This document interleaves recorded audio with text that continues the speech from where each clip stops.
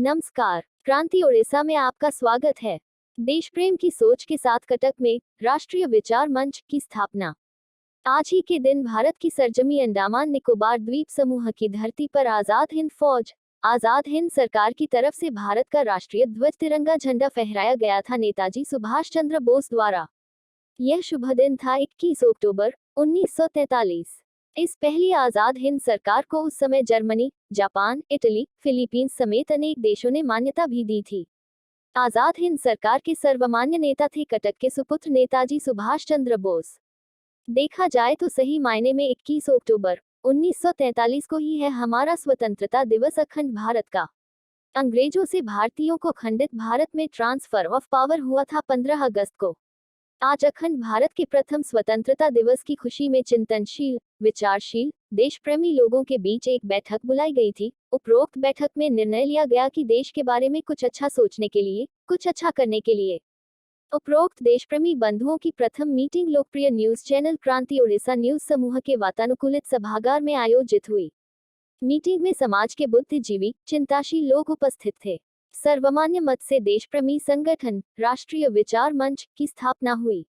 इस देशप्रेमी संगठन राष्ट्रीय विचार मंच को अपने करकमलों द्वारा उद्घाटन किए विशिष्ट समाजसेवी अन्नपूर्णा गौशाला के स्थापक अध्यक्ष पूर्व राज्य भाजपा कोषाध्यक्ष प्रहलाद खंडेलवाल।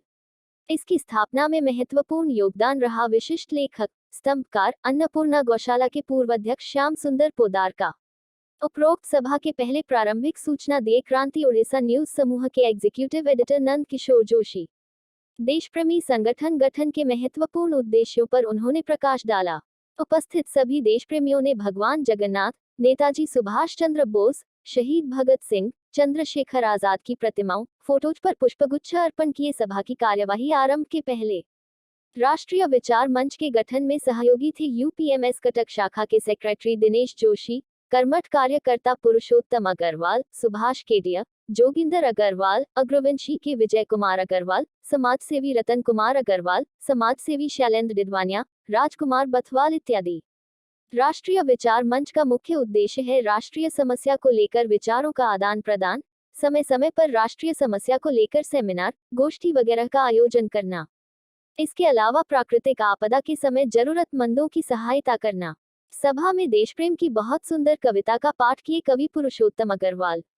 माता पिता पर आधारित सुंदर भजन का गायन किए भजन सम्राट दिनेश जोशी।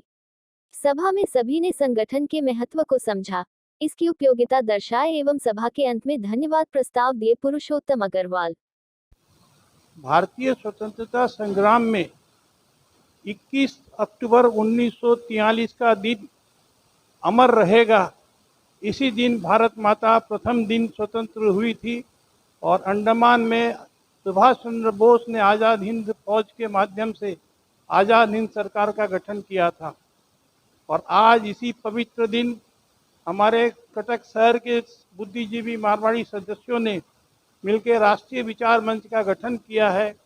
मुझे आशा है आगामी दिन ये हमारे मारवाड़ी समाज में और अन्य समाज में भी राष्ट्र प्रेम की भावनाओं को और जागृत करने का काम करने में सफल होगी। मैं इसके संस्थापक नंद किशोर जी जोशी को धन्यवाद देता हूं कि उन्होंने ऐसी चीज़ का गठन किया है जिसकी समाज में बहुत ज़रूरत थी। आज हम लोग यहाँ पर एक राष्ट्रीय संस्था राष्ट्रीय विचार मंच का गठन हुआ है। उसके लिए हम लोग 11 मेंबर बैठे हैं और ये हम लोग सब इसके संस्थापक सदस्य होंगे।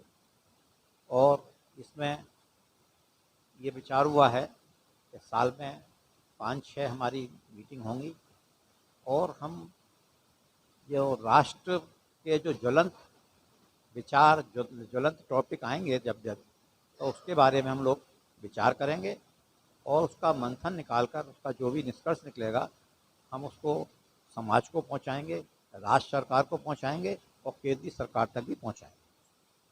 तो इसका मेन उद्देश्य हमारे बुद्धिजीवी को, जिनके बुद्धिजीवी हैं, उनकी अपनी जो अंदर छुपी हुई प्रतिभा को है उसको भी उभारने का काम ये करेंगे। धन्यवाद।